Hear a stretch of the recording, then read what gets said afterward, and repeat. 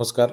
अंगणवाडी सेविकांसाठी ही कविता त्यांच्या दुःखावर, त्यांच्या वेदनेवरती, त्यांच्या कामावरती, त्यांनी केलेल्या त्यागावरती लिहिलेली ही अत्यंत महत्त्वाची कविता अंगणवाडी सेविकांसाठी सादर करतोय, त्यांना अर्पण करतोय. पहाटेच्या किरणांसवे घर सोडून ती निघते. हातात स्वप्नांची ओंजळ, पण डोळ्यात वेदना दाटते. लहानग्यांच्या हास्यात ती स्वतःला हरवून जाते. पोटभर अन्न देताना स्वतः भुकेली राहते.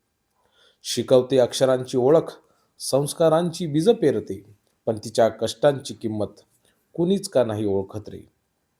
कागदांच्या ढिगाऱ्यात दिवस तिचा हरवतो, कामाच्या ओझ्याखाली जीव मात्र थकून जातो.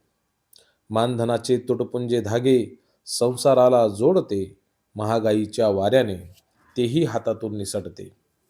ना सुट्टी, ना विश्रांती, ना भविष्याची खात्री, तरीही चेहऱ्यावर तिच्या कर्तव्याचीच ज्योती.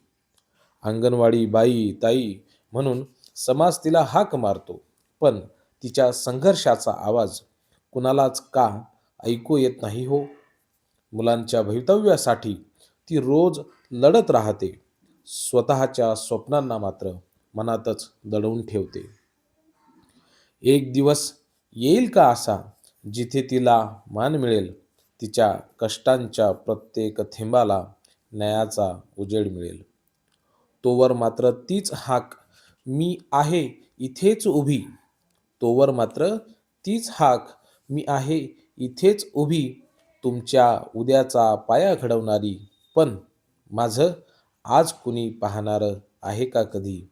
पण माझं आज कुणी पाहणार आहे का कधी?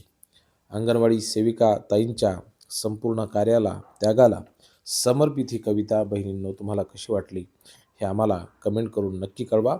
खूप खूप धन्यवाद.